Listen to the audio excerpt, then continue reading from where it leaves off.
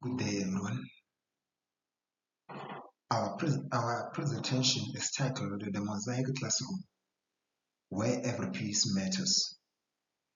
We'll be exploring how the principles of inclusive education can transform a classroom into a space where every learner feels valued and supported.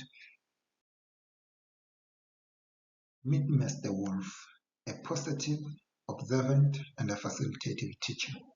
He believes that every learner brings something unique to the classroom, and it is the teacher's job to identify and nurture those strengths.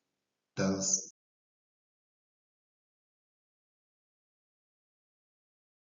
this is David. David is a born leader. He loves explaining and is always surrounded by people, telling them his stories. David is one of those students we all have in our class, those who can't seem to be quiet. And this is Dan.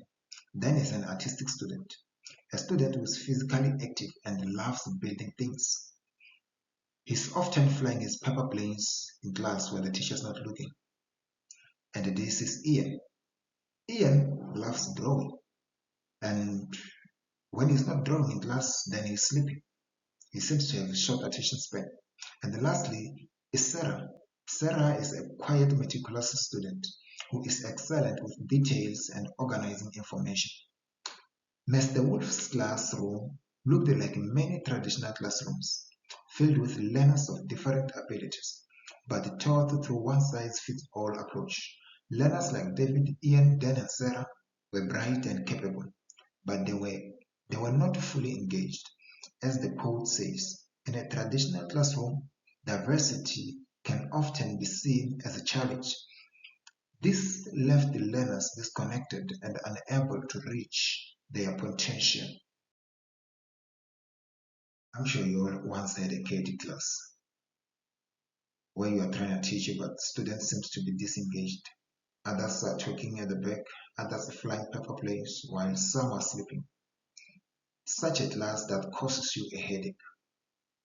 That was Mr. Wolf's class just a week ago. Determined to change this, Mr. Wolf decided to apply the principles of inclusive education. In his planning, he started by identifying each learner's unique strength, not focusing on their challenges, but on what they could offer to the learning process. Identifying strength, Mr. Wolf noticed that Sarah was meticulous and loved organizing her notes. David was confident and loved explaining things to others. Dan was hands-on, creative, and enjoyed building. Ian was an artist, often sketching in his notebook. Instead of seeing those things as distractions, Mr. Wolf saw them as resources, the foundation for a new and more inclusive approach. When designing lessons, Mr. Wolf used universal design for learning. He began lessons with an engaging video followed by a diagram and a short text. Then he allowed the learners to show their understanding in multiple ways, through writing, visuals, oral presentations, or models. This meant that every learner could access and experience their learning in a way that suited their style. The results were powerful. The classroom atmosphere changed completely. It became collaborative, dynamic, and inclusive. Ian's artistic visuals supported David's storytelling. Dan's 3D model gave structure to Sarah's notes. Learners were now mobilizing each other's strength to solve problems together.